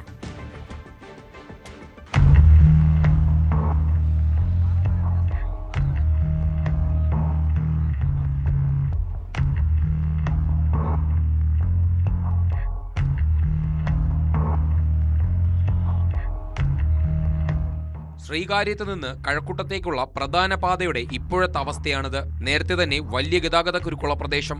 ശ്രീകാര്യം മേൽപ്പാലത്തിനുള്ള നിർമ്മാണങ്ങൾ ഒരു വശത്ത്, ജല അതോറിറ്റി പൈപ്പിടാൻ കൂടി ആരംഭിച്ചതോടെ 6 മാസമായി ദുരിതമയം. ഇത് കേരള വാട്ടർ അതോറിറ്റിയുടെ വർക്കാണ് നടക്കുന്നത്. കഴിഞ്ഞ 6-7 മാസം കൊണ്ട് ഇവിടുത്തെ ജനങ്ങളെല്ലാം ദുരിതത്തിലാണ്. ഏകദേശം ഒരു 100-ൽ പരം ആൾക്കാരാണ് ഇവിടെ അപകടം ഉണ്ടാകുന്നത്. പ്രധാനപ്പെട്ട പ്രശ്നം എന്ന് വെച്ചാൽ ഈ കോൺക്രീറ്റിൽ നിന്നും കല്ല്, ഒരു 1.5 ഇഞ്ചിന്റെ മെറ്റൽ കല്ലുകളാണ് കുട്ടികളുടെ തലയിൽ വരെ വണ്ടികളുടെ ടയർ അടിച്ചിട്ട് അങ്ങനെയുള്ള അപകടങ്ങൾ ഉണ്ടായിട്ടുണ്ട്. അത് മാത്രമല്ല, ഇതിൻ്റെ തൊട്ടടുത്ത ജംഗ്ഷനിലാണ് ഗവൺമെൻറ് ശ്രീകാര്യം ഹൈസ്കൂൾ പ്രവർത്തിക്കുന്നത്. തൊട്ടടുത്ത ജംഗ്ഷനിലാണ്. അവിടുത്തെ സ്കൂളിൻ്റെ കുട്ടികൾ പഠിക്കുന്ന ക്ലാസ് റൂമുകൾ നിങ്ങൾ പരിശോധിച്ച് കഴിഞ്ഞാൽ നിങ്ങൾക്ക് അറിയാൻ പറ്റും. അത്രയ്ക്ക് ഡസ്റ്റാണ് ഈ പൊടി. ജനുവരിയിൽ ആരംഭിച്ച പണി ഒരാഴ്ചയ്ക്കപ്പുറം നിർത്തിവെച്ചുവെന്നാണ് നാട്ടുകാർ പറയുന്നത്. മഴ പെയ്താൽ ദുരിതം ഇരട്ടിക്കും, അപകടങ്ങളും തുടർക്കഥ. ഇലക്ഷൻ്റെ അന്നായിരുന്നു, വലിയ തിരക്കൊന്നും ഇല്ലായിരുന്നു. എന്നിട്ട് കൂടി ഈ നടുക്കിടുന്ന മെറ്റലില്ലേ, ഇവർ ഈ കുഴി ഒന്ന് ബ്ലോക്ക് ചെയ്യാൻ വേണ്ടി, അടയ്ക്കാൻ വേണ്ടി മെറ്റൽ കൊണ്ടിടും. വലിയ വണ്ടി പോകുമ്പോൾ ഈ മെറ്റലെല്ലാം റോഡിൽ വരും. ഞാൻ അതിൽ സ്കിഡ് ചെയ്ത് വീണ് എൻ്റെ കണ്ണിനാണ് പരിക്ക് പറ്റിയത്. കണ്ണ് നന്നായിട്ട് ചതഞ്ഞിട്ടുണ്ടായിരുന്നു. അത് കുറച്ച് ട്രീറ്റ്മെന്റ് എടുക്കേണ്ടി വന്നു എനിക്ക്. നിരന്തരമായി യൂസ് ചെയ്യുന്ന വഴി ഇതാണ്? അതെ. ഞാനിപ്പോൾ പേടിച്ചിട്ട് ഇതുവഴി പോവാറില്ല. ഞാൻ വളഞ്ഞു പോകും, കാരണം എനിക്ക് പേടിയാണ്. ഇതുവഴി വലിയ വണ്ടി വന്നാൽ ഞങ്ങൾക്ക് ഞാൻ സ്കൂട്ടറിലാണ് പോകണം, 2 വീലറിലാണ് പോകണം. സൈഡ് കൊടുക്കാൻ പോലും പറ്റത്തില്ല. റോഡിൽ നിന്നും വരുന്ന പൊടി കൊണ്ടുള്ള ശല്യം ഒരു വശത്ത്, വലിയ വാഹനങ്ങൾ പോകുമ്പോൾ തെറിക്കുന്ന കല്ലുകളും അപകടമുണ്ടാക്കുന്നു. ദുരിതം എന്ന് തീരുമെന്ന് ചോദിക്കുകയാണ് കച്ചവടക്കാരും. നിറയെ പൊടിയാണ്. ആൾക്കാർ ഇവിടെ സ്ഥിരം വീഴ്ചയാണ്. ഡെയിലി നമ്മൾ 2-3 ആൾക്കാരുടെ പൊക്കിയ ദിവസങ്ങളുണ്ട്. എൻ്റെ കണക്കൂട്ടിൽ 6 മന്ത്സ് ഗ്യാപ്പിൽ ഞാൻ ചുരുങ്ങിയത് 30-25 പേരിനെ ഇവിടെ നിന്ന് പൊക്കിയിട്ടുണ്ട്. സ്റ്റേഷനിൽ പറഞ്ഞ് പിടിപ്പിച്ചിട്ടുണ്ട്. അങ്ങനെ കുറേ പ്രോബ്ലംസ് ഉള്ള സ്ഥലമാണ്. അക്ഷരാർത്ഥത്തിൽ ദുരിതയാത്രയാണ് ഇതുവഴിയുള്ളത്. എത്ര നാൾ ഈ അപകടകരമായ യാത്ര തുടരേണ്ടി വരുമെന്ന ആശങ്കയിലാണ് നാട്ടുകാർ. ക്യാമറമാൻ അരുണോടൊപ്പം നിതിൻ മോഹൻ, ന്യൂസ് 18 തിരുവനന്തപുരം. സംസ്ഥാനത്ത് ഇന്നു മുതൽ ശക്തമായ മഴയ്ക്ക് സാധ്യത. 4 ജില്ലകളിൽ ഓറഞ്ച് അലർട്ടാണ്. കോഴിക്കോട്, വയനാട്, കണ്ണൂർ, കാസർഗോഡ് ജില്ലകളിലാണ് അതിശക്തമായ മഴ മുന്നറിയിപ്പുള്ളത്. 10 ജില്ലകളിൽ യെല്ലോ അലർട്ടുമുണ്ട്. കേരള തീരത്ത് മണിക്കൂറിൽ 40 മുതൽ 50 കിലോമീറ്റർ വരെയും ചില അവസരങ്ങളിൽ മണിക്കൂറിൽ 60 കിലോമീറ്റർ വരെയും വേഗത്തിൽ ശക്തമായ കാറ്റിനും മോശം കാലാവസ്ഥയ്ക്കും സാധ്യതയുണ്ട് എന്നതാണ് മുന്നറിയിപ്പ്. തിയേറ്ററുകളിൽ പ്രദർശന വിജയം നേടിക്കൊണ്ടിരിക്കുന്ന ബാലൻ സിനിമയുടെ പ്രധാന ലൊക്കേഷനായ വയനാട്ടിലെ ചേകാടിയിലെ ബസ് കാത്തിരിപ്പ് കേന്ദ്രം വനം വകുപ്പിന് വെല്ലുവിളിയാകുന്നു. സിനിമയുടെ വിജയത്തോടെ ഇവിടേക്കെത്തുന്ന സന്ദർശകരുടെയും യൂട്യൂബർമാരുടെയും തിരക്ക് വനമേഖലയുടെ സുരക്ഷയെ ബാധിച്ചു തുടങ്ങി. കാട്ടുനായ്ക്ക ഉന്നത നിവാസികൾക്ക് ഉപകാരപ്രദമായതിനാൽ ഇത് പൊളിച്ചുമാറ്റാൻ വനം വകുപ്പിന് താൽപ്പര്യമില്ലെങ്കിലും വന്യജീവികളുടെ സുരക്ഷ കണക്കിലെടുത്ത് കടുത്ത നടപടികൾ സ്വീകരിക്കേണ്ടി വരുമെന്ന ആശങ്കയിലാണ് അധികൃതർ. ഇന്ന് ഏറ്റവും കൂടുതൽ സിനിമ ഷൂട്ടിംഗ് നടക്കുന്ന ഒരു ജില്ലയാണ് വയനാട്. ആദ്യം തൊടുപുഴ ഭാഗങ്ങളൊക്കെ ആയിരുന്നു ഏറ്റവും കൂടുതൽ ഷൂട്ടിംഗ് നടന്നിരുന്നത്. പക്ഷേ ഇന്ന് ഒരുപാട് സിനിമകളാണ് ഓരോ മാസവും ഓരോ സ്ഥലത്തായിട്ട് നടക്കുന്നത്. പക്ഷേ ഇത്തരത്തിലുള്ള ഷൂട്ടിങ്ങിന് ആളുകൾ വരുമ്പോൾ ഒരുപാട് സഹകരണം അവിടെയുള്ള ജനങ്ങൾ സഹകരിക്കാറുണ്ട്. എന്നാൽ ചില ഷൂട്ടിംഗ്കാരൊക്കെ അവിടെ ഒരുപക്ഷെ ബുദ്ധിമുട്ടുണ്ടാക്കി പോകുന്ന ആളുകളുണ്ട്. പക്ഷേ ഒരു സിനിമ കാരണം ഒരുപാട് ജനങ്ങൾക്ക് ഉപകാരപ്രദമായ ഒരു വാർത്തയിലേക്കാണ് നമ്മളിന്ന് പോകുന്നത്. ഇപ്പോൾ തിയേറ്ററുകളിൽ വളരെ ഗംഭീരമായി ഓടിക്കൊണ്ടിരിക്കുന്ന ബാലൻ എന്ന സിനിമ, ചിദംബരം സംവിധാനം ചെയ്ത ബാലൻ എന്ന സിനിമ ഇന്ന് വളരെയേറെ സൂപ്പർ ഹിറ്റായി ഓടിക്കൊണ്ടിരിക്കുകയാണ്. ഇത് ഷൂട്ട് ചെയ്തത് വയനാട് ജില്ലയിലെ ചേകാടി എന്ന് പറയുന്ന സ്ഥലത്താണ്. എന്നാൽ ഈ ചേകാടിയിലെ കുന്തുവാടി എന്ന് പറയുന്ന സ്ഥലത്ത് കാട്ടുനായ്ക്കളുമായുള്ള നിരവധി ആളുകൾ താമസിക്കുന്നുണ്ട്. അവർക്ക് വളരെ ഉപകാരപ്രദമായ കാര്യങ്ങളാണ് ഈ സിനിമയുടെ പ്രധാന ഭാഗങ്ങളിൽ ചിത്രീകരിച്ച ഒരു ബസ് സ്റ്റോപ്പ്. അത് സിനിമയ്ക്ക് വേണ്ടി ചിത്രീകരിച്ചതാണ്. ഈ ഒരു ബസ് സ്റ്റോപ്പ് നമുക്ക് കാണാം. ഇത് ഈ ഭാഗത്തുള്ള ആളുകൾക്ക് അല്ലെങ്കിൽ ഇവിടെയുള്ള നിരവധി ആദിവാസികൾക്കൊക്കെ ബസ് കാത്തു നിൽക്കാൻ വേണ്ടി ഈ സിനിമാക്കാർ ഇവിടെ ഇവർക്ക് വേണ്ടി കൊടുത്തുപോയതാണ്. ഒരുപക്ഷെ ഈ ഒരു സ്ഥലത്ത് അല്ലെങ്കിൽ ഈ കാട്ടിൻ്റെ ഉള്ളിൽ ബസ് വരുന്നുണ്ടെങ്കിലും ഇവിടെ ഒരു കാടാണ്, ആനക്കാടാണ്. പക്ഷെ ഇവിടെ താമസിക്കുന്ന ആളുകൾക്ക് ഇത്തരത്തിൽ ബസ് കാത്തു നിൽക്കാനുള്ള ഒരു ബസ് കാത്തിരിപ്പ് കേന്ദ്രമില്ലായിരുന്നു. ഈ അവസരത്തിലാണ് ഈ സിനിമയുടെ അണിയറ പ്രവർത്തകർ ഇവിടെയുള്ള നാട്ടുകാർക്കായി ഈ ഒരു ബസ് സ്റ്റോപ്പ് ഒരുക്കി കൊടുത്തത്.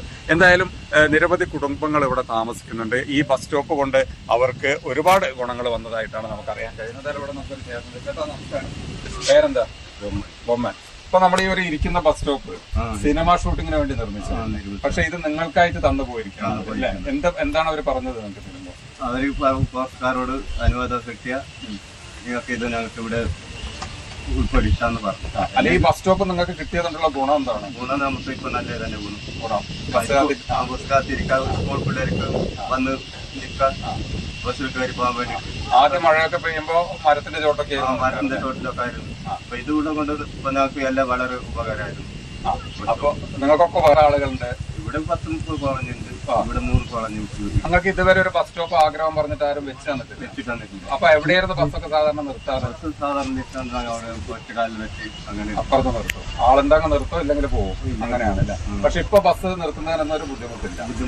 ഈ ബസ് സ്റ്റോപ്പ് വന്നതിന്റെ പേര് എന്താണ് ഷൂട്ടിംഗുകാർ പറഞ്ഞത്? നിങ്ങൾക്കായിട്ട് തന്നതാണെന്ന് പറഞ്ഞു. തന്നതായോ നിങ്ങൾക്കായിട്ട് ഞാൻ തരാം. വാർത്തക്കാരോട് അനുവാദം കിട്ടിയ നിങ്ങൾക്ക് ഇത് പൊളിക്കാതെ ഞങ്ങൾ ഇവിടെ വെക്കാന്ന് പറഞ്ഞു. അപ്പൊ അവരുടെ അനുവാദം കിട്ടിയ കൊണ്ട് ഇപ്പൊ ഞങ്ങൾക്ക് ഇവിടെ ഉപകാരമായി. ഇപ്പൊ അത് പൊളിച്ചു മാറ്റണമെന്ന് പറയുന്നുണ്ടോ? പരാതി അങ്ങനെ കൊടുത്തിട്ടുണ്ട്, അത് പൊളിക്കാനൊക്കെ പറയുന്നുണ്ട്. പിന്നെ പുറത്തുകാർ വന്നിട്ട് പറഞ്ഞ് നിങ്ങൾക്ക് പൊളിക്കണ്ടെന്ന് പറയണം എന്ന് പറഞ്ഞു. ഫോറസ്റ്റുകാർ നിങ്ങൾക്ക് അനുകൂലമാണോ? അല്ല, അത് തന്ന് അവരിന്നലെ വന്നിട്ട് ഞങ്ങളോട് പറഞ്ഞ് പൊളിക്കണ്ടെന്ന് പറഞ്ഞു. ആവശ്യമുള്ളതല്ലാന്ന് പറഞ്ഞു. Okay okay. അപ്പൊ പരാതി കൊടുത്ത ചില ആളുകൾ പരാതി കൊടുത്തിട്ടുണ്ട്. തീർച്ചയായും ഇത്തരത്തിലൊരു ഉപകാരം കിട്ടി, ഈ ഒരു കാടിന്റെ നടുക്ക് ഇത്തരത്തിലൊരു ഉപകാരം കിട്ടിയിട്ടും അതിനെ ചിലർ എതിർക്കുന്ന ഒരു ഭാഗമാണ് ഇപ്പൊ നമ്മൾ കാണുന്നത്. കാരണം ഇത് പൊളിച്ചു മാറ്റണമെന്നാണ് ചിലർ പറയുന്നതെന്നാണ് പറയുന്നത്. എന്തായാലും ഇവിടെയുള്ള ചില നാട്ടുകാരുടെ നമുക്ക് അവരോട് ചോദിക്കാം. ഇപ്പോ ഞാനീ പറഞ്ഞതുപോലെ തന്നെ ഭാരത് എന്ന സിനിമയുടെ അണിയറ പ്രവർത്തകർ, ഇവിടെയുള്ള ആദിവാസികൾ, നമുക്കറിയാം അവരുടെ ഒരു അവസ്ഥ എന്താണെന്നുള്ളത്. അപ്പോ അവർക്ക് ഒരു ബസ് സ്റ്റോപ്പ് കിട്ടിയിട്ടും അത് പൊളിച്ചു മാറ്റണമെന്നാണ് ചില ആളുകൾ പറയുന്നതെന്ന് പറയുന്നത്. എന്താണ് അതിനെ കുറിച്ച് പറയുന്നത്? സാധാരണ നിലയിലൊരു ഷൂട്ടിംഗ് നടന്നു കഴിഞ്ഞാൽ അവർ എല്ലാം പൊളിച്ചുകൊണ്ട് പോക്കാണ് പതിവ്. സിനിമ ലൊക്കേഷനിലുള്ളവർ പൊളിച്ചുകൊണ്ട് പോക്കാണ്. ഇതിപ്പം ഈ കുണ്ടുവാടിയിലെ ഈ കോളനിക്കാർക്ക് ഏറ്റവും ഉപകാരപ്രദമായ ഒരു ബസ് സ്റ്റോപ്പാണ്. അത് ജനങ്ങൾക്ക് ഉപകാരമാകട്ടെ എന്ന രീതിയിലാണ് സിനിമ അധികൃതർ, സിനിമ അണിയറ പ്രവർത്തകരും ഇത് ഇവിടെ ബാക്കിയാക്കി പോയത്. ഇത് പൊളിക്കണം പറഞ്ഞ് ചിലർ മുന്നോട്ട് വരുന്നുണ്ട്. അത് ഈ പ്രദേശത്തോടുകൂടി കാണിക്കുന്ന ഒരു അനീതിയും ഒപ്പം ഈ കോളനിക്കാരോട് കാണിക്കുന്ന ഒരു വഞ്ചനയുമാണ്. ഏതായാലും ഇത്തരം ഈ ബസ് കാത്തുനിൽക്കാനും കോളനിക്കാർ പറയുന്ന കുട്ടികൾക്കടക്കം ബസ് കാത്തു നിൽക്കാനും യാത്രക്കാർക്കടക്കം ബസ് കാത്തു നിൽക്കാനുള്ള ഒരു സാഹചര്യം ഇപ്പോൾ നിലവിലുണ്ട്. അതുകൊണ്ട് ഈ ബസ് കാത്തിരിപ്പ് കേന്ദ്രം നിലനിർത്തണമെന്നാണ് പറയാനുള്ളത്. തീർച്ചയായും ഫോറസ്റ്റിന്റെ അനുമതി ഉണ്ടെന്നാണ് പറയുന്നത്. അപ്പൊ ആരായിരിക്കും ഇത് എതിർക്കുന്നത്? അതിനെപ്പറ്റി അറിയില്ല. കാരണം വനംവകുപ്പിന് പരാതി ലഭിച്ചു എന്നാണ് പറയപ്പെടുന്നത്.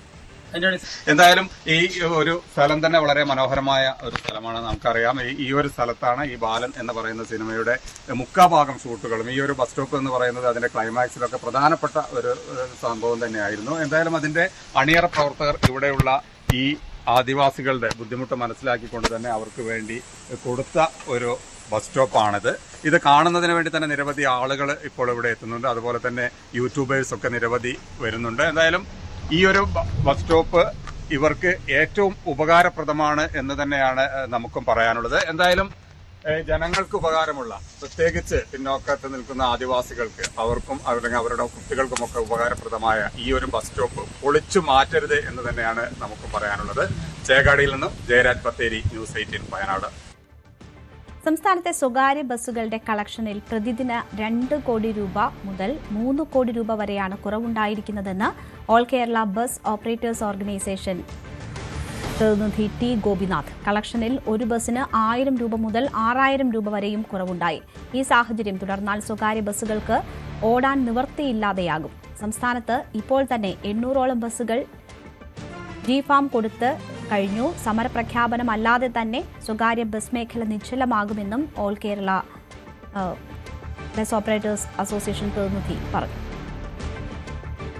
ഒരു ദിവസം ഏതാണ്ട് 2 കോടി രൂപ മുതൽ 3 കോടി രൂപ വരെ ബസ്സുകളുടെ കളക്ഷനിൽ കുറവുണ്ടായിരുന്നു. 1000 രൂപ മുതൽ 6000 രൂപ വരെ ഒരു ദിവസം കളക്ഷൻ കുറവുള്ള ബസ്സുകൾ സംസ്ഥാനത്ത് ഓടിക്കൊണ്ടിരിക്കുക. ഈ സാഹചര്യം തുടർന്നാൽ സംസ്ഥാനത്തെ ബസ്സുകൾക്ക് മുന്നോട്ട് കൊണ്ടുപോകാൻ പ്രയാസമാകുന്നൊരു സാഹചര്യമാണ് നിലനിൽക്കുന്നത്. തൊഴിലാളികൾക്ക് ശമ്പളം കൊടുക്കാൻ കഴിയുന്നില്ല, പലയിടത്തും ഡീസൽ അടിക്കാൻ കഴിയുന്നില്ല. അത്തരമൊരു സാഹചര്യത്തിൽ ഇത് എന്ത് ചെയ്യണമെന്ന് ഞങ്ങൾ ആലോചിച്ചുകൊണ്ടിരിക്കുകയാണ്. ഏത് നിമിഷവും സംസ്ഥാന സ്വകാര്യ ബസ്സുകൾ നിശ്ചലമാകുന്ന ഒരു സാഹചര്യമാണ് നിലനിൽക്കുന്നത്. സംസ്ഥാനത്ത് ഏതാണ്ട് 800-ലധികം സ്വകാര്യ ബസ്സുകൾ ജി-ഫോം കൊടുത്തു കഴിഞ്ഞു. ഇപ്പോൾ ഈ തിങ്കളാഴ്ചയാണ് ജി-ഫോം കൊടുക്കേണ്ട അവസാന തീയതി. അതോടുകൂടി മിക്കവാറും ഒരു 4000-5000-ഓളം ബസ്സുകൾ ജി-ഫോം കൊടുക്കും. ഇതൊരു സമര ആഹ്വാനം ഇല്ലാതെ തന്നെ സംസ്ഥാന സ്വകാര്യ ബസ്സുകൾ നിശ്ചലമാകുന്ന സ്ഥിതിയാണ് വരുന്നത്. എന്തായാലും ഇന്നും നാളെയൊക്കെ ആയിട്ട് ഞങ്ങൾ യോഗങ്ങളുണ്ട്, തൊഴിലാളി സംഘടനാ നേതാക്കളുടെ യോഗങ്ങളുണ്ട്.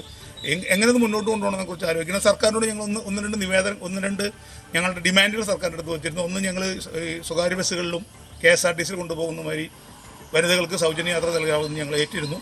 അതിൻ്റെ ആവശ്യമായിട്ടുള്ള പണം ഞങ്ങൾക്ക് റീഫണ്ടായിട്ട് സംസ്ഥാന സർക്കാർ തന്നാൽ മതി. ഇതിൻ്റെ മോണിറ്ററിംഗ് സംസ്ഥാന സർക്കാർ നടത്തട്ടെ.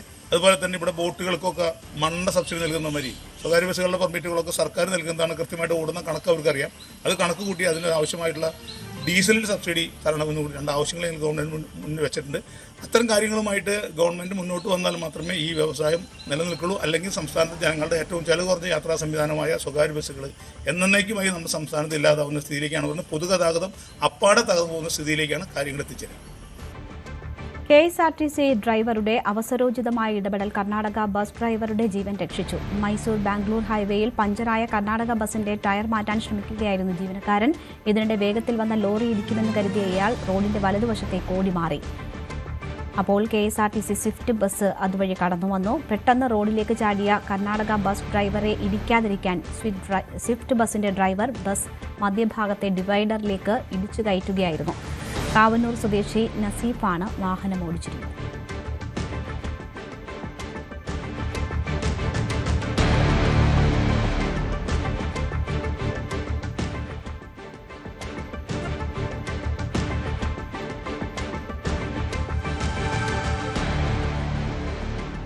പാലക്കാട് കൊപ്പം ആമയൂരിൽ ഥാർ ജീപ്പ് ഇടിച്ച് കാൽനടയാത്രക്കാരനായ മധ്യവയസ്കന് ദാരുണാന്ത്യം. ആമയൂർ സ്വദേശി കുറുപ്പുതൊടി സലീമാണ് മരിച്ചത്. ജീപ്പ് ഡ്രൈവറായ തൃത്താല ഉള്ളന്നൂർ സ്വദേശി മുഹമ്മദ് റാഷിദ് മദ്യപിച്ചിരുന്നതായി പോലീസ് പറയുന്നു. ഇയാൾ നിലവിൽ കസ്റ്റഡിയിലാണ്. റാഷിദിന്റെ അറസ്റ്റ് ഉൾപ്പെടെയുള്ള നടപടികൾ താമസിയാതെ ഉണ്ടാകുമെന്ന് കൊപ്പം പോലീസ് അറിയിച്ചു. മത്സ്യം വളർത്തുന്ന കുളത്തിൽ വീണ് 9 വയസ്സുകാരന് ദാരുണാന്ത്യം. മുക്കം ചേന്നമംഗലൂർ അൽ ഇസ്ലാഹ് ഇംഗ്ലീഷ് സ്കൂളിലെ 2ാം ക്ലാസ് വിദ്യാർത്ഥി അബ്ദുള്ള ബസാമാണ് മരിച്ചത്. ശനിയാഴ്ച വൈകിട്ട് 4:30 അപകടം. ഉടൻ മണാശ്ശേരിയിലെ സ്വകാര്യ മെഡിക്കൽ കോളേജ് ആശുപത്രിയിൽ എത്തിച്ചെങ്കിലും ജീവൻ രക്ഷിക്കാനായില്ല. മുക്കം പൊറ്റശ്ശേരിയിലെ വീടിന് സമീപത്തെ കുളത്തിലാണ് വീണത്. കൂട്ടുകാർക്കൊപ്പം കളിക്കുന്നതിനിടയിൽ അപകടത്തിൽപ്പെടുകയായിരുന്നു.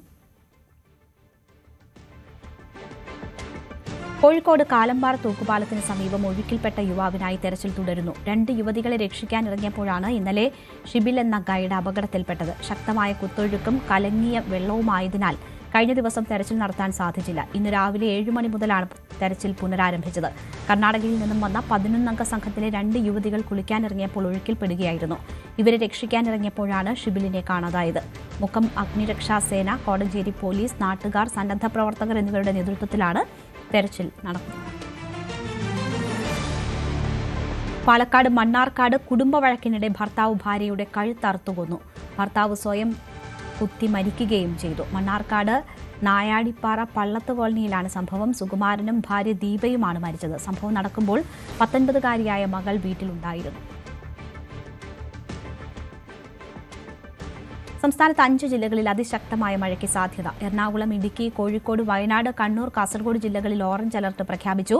മറ്റ് ജില്ലകളിൽ യെല്ലോ അലർട്ടാണ്. നാളെയും എല്ലാ ജില്ലകളിലും മഴ മുന്നറിയിപ്പുണ്ട്. കണ്ണൂരും കാസർഗോഡും orange അലർട്ടാണ്.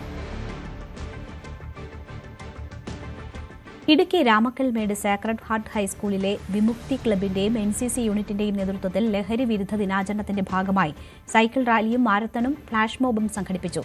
School manager reverend father Albin Kuzhikkattu, Ilfathul Islam Jamaath ഇമാം അനസ് മൗലവി, അന്നപൂർണേശ്വരി ക്ഷേത്രം മേൽശാന്തി മഹേഷ് കണ്ണൻ നമ്പൂതിരി എന്നിവർ റാലിയുടെ ഫ്ളാഗ് ഓഫ് നിർവഹിച്ചു. പൊതുസമ്മേളനം Udumbanchola civil excise officer Maya S ഉദ്ഘാടനം ചെയ്തു. Karunapuram government Ayurveda dispensary medical officer doctor Deepthi Das ലഹരി വിരുദ്ധ സന്ദേശം. കേരള ഗവൺമെന്റിന്റെ നാർക്കോട്ടിക് ഹണ്ട് തൂഫാന്റെ ഭാഗമായി താലൂക്ക് തല ഉദ്ഘാടനം ഇടുക്കിയിൽ നടന്നു. ഉടുമ്പൻചോല MLA അഡ്വക്കേറ്റ് സേനാപതി വേണു ഉദ്ഘാടനം ചെയ്തു. SBC NCC കേഡറ്റുകളുടെ റാലി, രാമക്കൽമേട് സേക്രഡ് ഹാർട്ട് ഹൈസ്കൂൾ കുട്ടികൾ നടത്തിയ ഫ്ലാഷ് മോബ് പരിപാടിയുടെ മാറ്റുകൂട്ടി.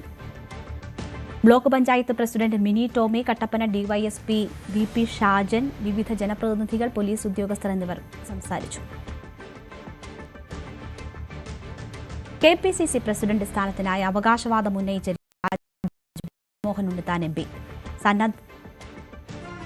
സന്നദ്ധത അറിയിച്ച് AICCക്ക് കത്തയച്ചതായി ഉണ്ണിത്താൻ ന്യൂസ് 18നോട് പറഞ്ഞു. UDF അധികാരത്തിലെത്തിയെങ്കിലും സംസ്ഥാനത്ത് പാർട്ടി നിലവിലില്ലാത്ത അവസ്ഥയാണ്.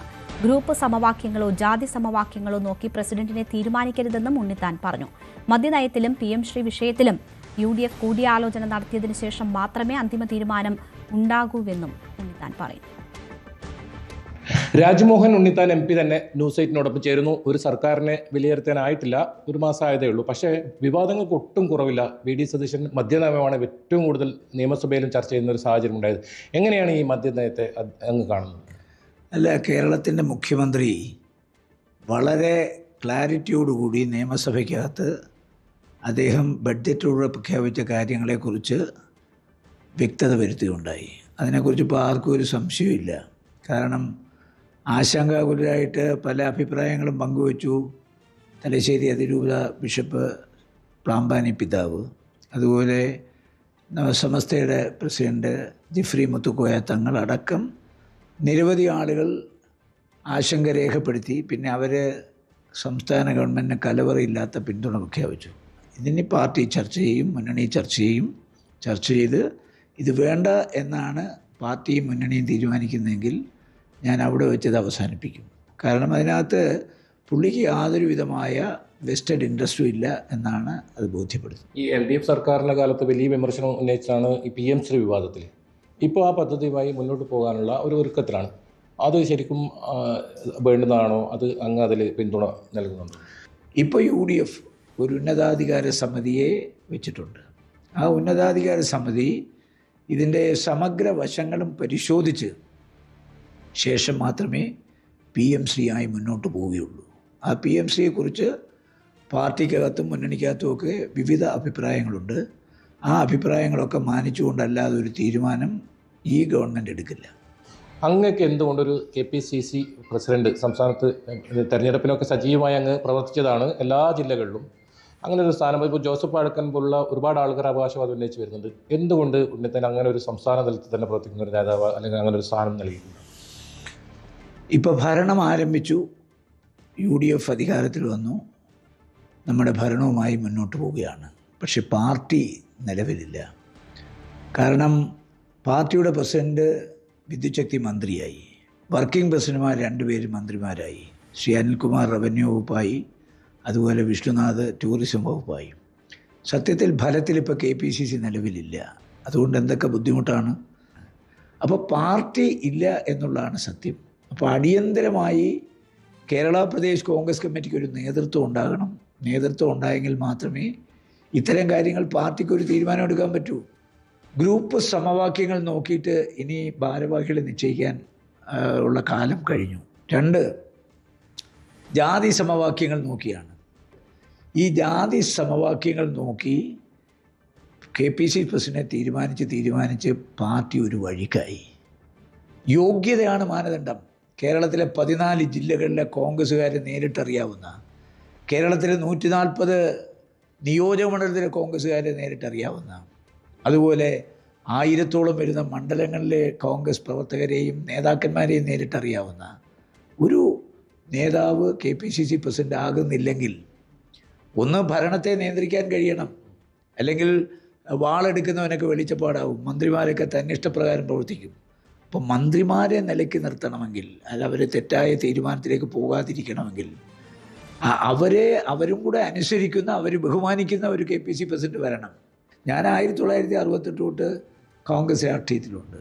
78 തൊട്ട് പാർട്ടിയുടെ ദേശീയ തലത്തിലും സംസ്ഥാന തലത്തിലും ഞാൻ ഒരുപാട് പദവികൾ അലങ്കരിച്ചിട്ടുണ്ട്. ഞാൻ 5ഓളം പദയാത്രകൾ കാൽനടയായിട്ട് തിരുവനന്തപുരത്ത് പോയിട്ടുണ്ട്. കേരളത്തിലെ ഓരോ പഞ്ചായത്തിലും മിനിമം 5 പ്രാവശ്യം വെച്ച് ഞാൻ പോയിട്ടുണ്ട്. എനിക്ക് KPCC പ്രസിഡന്റ് ആകണമെന്നൊരാഗ്രഹമുണ്ട്. ഞാനിപ്പോൾ 2 പ്രാവശ്യം കാസർഗോഡ് MP ആയി. മനസ്സിലായില്ലോ. അപ്പോൾ ഇനി ഞാനൊരു കാസർഗോഡ് ഒരു ജില്ലയിലെ ആളായി ഒതുങ്ങി. ഇനിയിപ്പോൾ നമുക്ക് ഈ 2001 KPCC ജനറൽ സെക്രട്ടറിയായി എനിക്ക് ഈ അടുത്ത കാലത്താണ്, 25 കൊല്ലത്തിന് ശേഷമാണ് ഒരു രാഷ്ട്രീയ കാര്യസമിതി അംഗമായിട്ട് എന്നെ വെച്ചത്. മനസ്സിലായോ? ഓരോരുത്തരിങ്ങനെ ബയോഡേറ്റ എഴുതുമ്പോൾ ഞാൻ ഒരു കാര്യവും പാർട്ടിയോട് ആവശ്യപ്പെട്ടിട്ടില്ല. പാർട്ടി അറിഞ്ഞോട്ട് എനിക്കൊട്ടും തന്നിട്ടുമില്ല. മനസ്സിലായോ? ഒന്നുകിൽ ഞാൻ ചോദിക്കണം, ഞാൻ ചോദിച്ചിട്ടില്ല. പാർട്ടിയോട്ട് അറിഞ്ഞെന്നെ തന്നിട്ടില്ല. പാർട്ടി ഏൽപ്പിച്ച സകല ജോലികളും ഞാൻ ചെയ്യുന്നുണ്ട്. ഞാനിപ്പോൾ മല്ലികാർജുന ഖാർഗെയ്ക്കും, അതുപോലെ ശ്രീ രാഹുൽ ഗാന്ധിക്കും, അതുപോലെ ശ്രീ KC വേണുഗോപാലിനും ഞാൻ പിന്നെ ഇമെയിൽ സന്ദേശം അയച്ചിട്ടുണ്ട്. ഞാൻ ഇന്ന് വരെ പാർട്ടിയോടൊന്നും ചോദിച്ചിട്ടില്ല. ഞാൻ പറഞ്ഞ അത് രണ്ടും പരിഗണിക്കാതെ ഒരാളെ പരിഗണിക്കുകയാണെങ്കിൽ എനിക്കൊരു അവസരം കിട്ടും. ഭരണം നന്നാവാൻ KPCC സ്ഥലത്ത് നല്ലൊരു നേതാവ് വരണമെന്ന എന്നാണ് അദ്ദേഹം വ്യക്തമാക്കുന്നത്. അതോടൊപ്പം ജാതി സമവാക്യങ്ങൾ നോക്കിയല്ല ഇങ്ങനെ ഒരു KPCC പ്രസിഡന്റ് സ്ഥാനം ഉണ്ടാകേണ്ടതെന്നും അദ്ദേഹം പറയുന്നുണ്ട്. ഏതായാലും ഇതിൽ AICC എന്ത് തീരുമാനമെടുക്കുന്നതെന്നാണ് ഏറ്റവും പ്രധാനം. അദ്ദേഹം KPCC പ്രസിഡന്റാകാൻ സന്നദ്ധത അറിയിച്ചു. സർക്കാരിന് ഇപ്പോൾ ഉള്ള എല്ലാ കാര്യങ്ങളിലും കൃത്യമായ നിലപാടും അദ്ദേഹം വ്യക്തമാക്കുന്നു. KB Baiju, news 18, Kasaragod. ഇനി ഇന്നത്തെ സ്വർണ്ണം വെള്ളി നിരക്ക്. കവിത ഗോൾഡ് ആൻഡ് ഡയമണ്ട്സ് ഇന്നത്തെ സ്വർണം വെള്ളി നിരക്കുകൾ നിങ്ങൾക്കായി സമർപ്പിച്ചത് Kavitha gold and diamonds, the versatile jewellery. സ്വർണം 22 ക്യാരറ്റ് ഗ്രാമിന് 13,195 രൂപ, പവന് 1,05,560 രൂപ. സ്വർണം 18 ക്യാരറ്റ് ഗ്രാമിന് 10,900 രൂപ, പവന് 87,200 രൂപ. വെള്ളി ഗ്രാമിന് 240 രൂപ, കിലോയ്ക്ക് 2,40,000 രൂപ. കവിത ഗോൾഡ് ആൻഡ് ഡയമണ്ട്സ് ഇന്നത്തെ സ്വർണം വെള്ളി നിരക്കുകൾ നിങ്ങൾക്കായി സമർപ്പിച്ചത് Kavitha gold and diamonds, the versatile jewellery. ലോകമെങ്ങും ലോകകപ്പ് ആവേശം.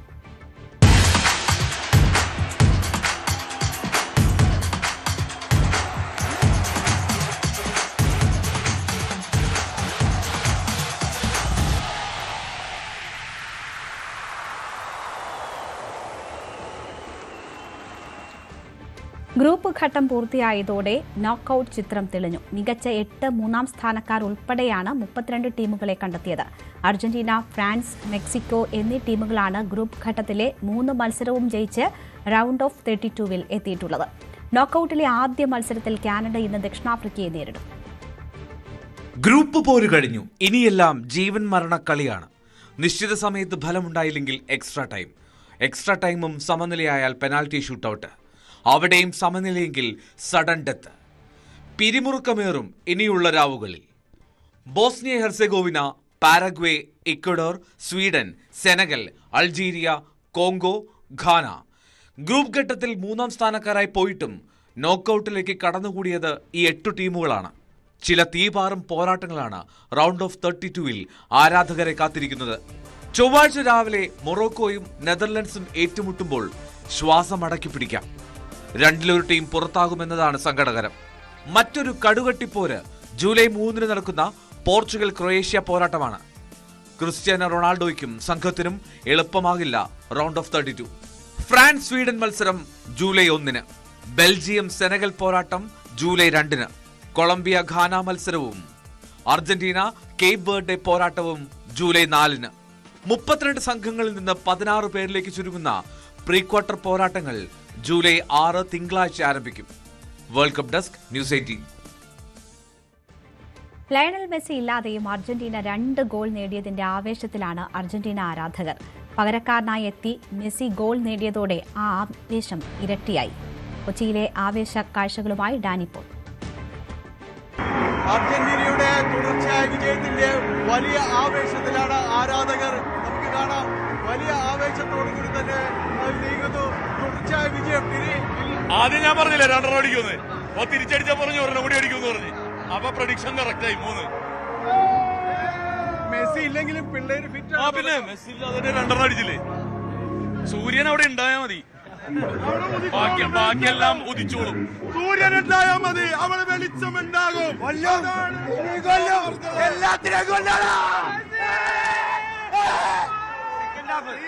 സെക്കൻഡ് ഹാഫ് മെസ്സി ഇറങ്ങും, ഗോളടിക്കും. അതുപോലെ തന്നെ സംഭവിച്ചു. ഓക്കെ, അർജന്റീന ഒരു ചെറിയ ടീമാണെന്ന് എന്തായാലും മെസ്സി നന്നായിട്ട് കളിച്ചിട്ടുണ്ട്. മെസ്സിയുടെ കളി കാണാനാണ് വന്നത്. എന്തായാലും ഒരു ചെറിയ ടീമാണ് അവര്. എന്തായാലും മെസ്സിയുടെ കളി കാണാനാണ് ചെറിയ ടീം. അർജന്റീനക്കെതിരെ തിരിച്ചടിച്ചിട്ട് ചെറിയ ടീമാണ്. നീലക്കടലിന്റെ രാജാവ് എന്ന് പറയുന്നത്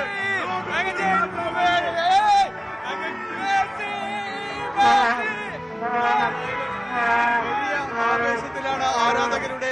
വലിയ ആവേശമാണ് നമുക്ക് കാണാൻ കഴിയുന്നത്. തുടർച്ചയായ വിജയം. മെസ്സി വീണ്ടും ഗോൾ നേടിയിരിക്കുന്നു. ഗോൾ വേട്ടക്കാരിൽ മുന്നിലായിരിക്കുന്നു എന്ന ആവേശമാണ് ഈ ആരാധകർക്കുള്ളത്. കൊച്ചിയിൽ നിന്ന് ക്യാമറമാൻ മനോജിനൊപ്പം ഡാനി പോൾ, ന്യൂസ് 18. പകൽ വാർത്ത പൂർണ്ണമാകുന്നു.